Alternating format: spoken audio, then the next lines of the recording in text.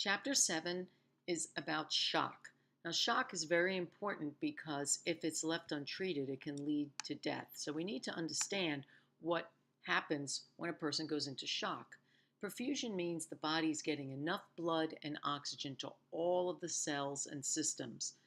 When somebody has hypoperfusion, that means that the blood circulation is not there. It eventually ceases and they go into a cardiovascular system failure. So, when the body is in shock, damage can occur.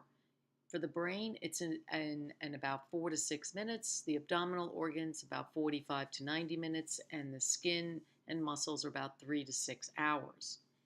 There is something called the perfusion triangle, and it has three components: the heart, the blood vessels, and the blood. Think of the heart as the pump, the blood vessels as the pipe, and that pump will pump all of the fluids through those pipes to get it throughout the body. When something goes wrong with one of the parts of the triangle, then shock can occur. So with the heart, that's the pump function. So damage to the heart that's caused by disease will increase the heart's failure so that it doesn't have the ability to pump the blood through the body.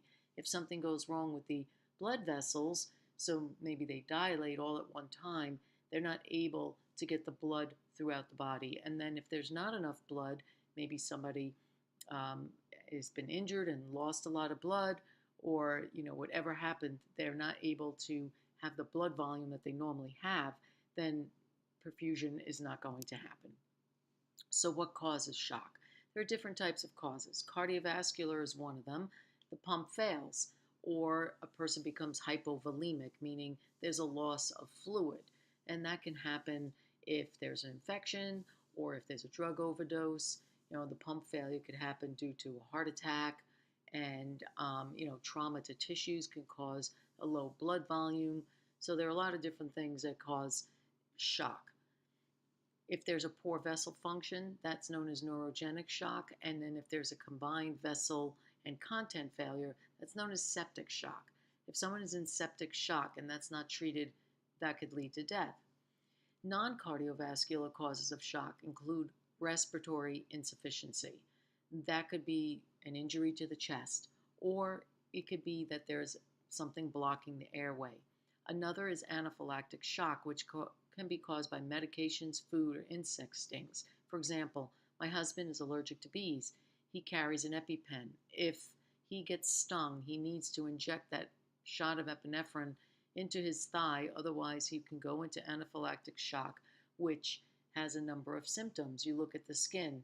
There could be flushing or itching, burning. There could be hives or swelling, or the color of the skin. Maybe they're turning gray or blue. The circulatory system starts to get affected, and they could notice a weak pulse, or the person's feeling dizzy or faint. The respiratory system starts to have issues as well with breathing difficulties, and that is a severe problem because if the throat starts tightening up, then the airway is very narrow and they can't get enough air. But it's a medical emergency either way. Other types of non-cardiovascular shock are psychogenic shock. That occurs when somebody faints, or if somebody is so upset, or there's great fear or very bad news, they can literally just pass out from the fear and the being so upset.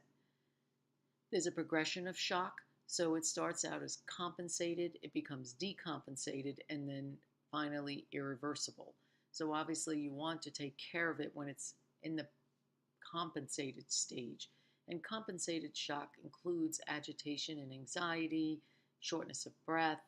Sometimes the skin becomes clammy, or the color changes and they look pale, or maybe even a little blue. And then it can become decompensated, where they're starting to have difficulty breathing and their skin is really, really gray. Their eyes are dull, pupils are dilated.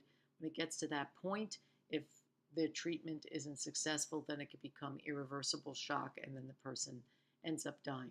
So that's it for part 1 of chapter 7. We will be continuing with part 2.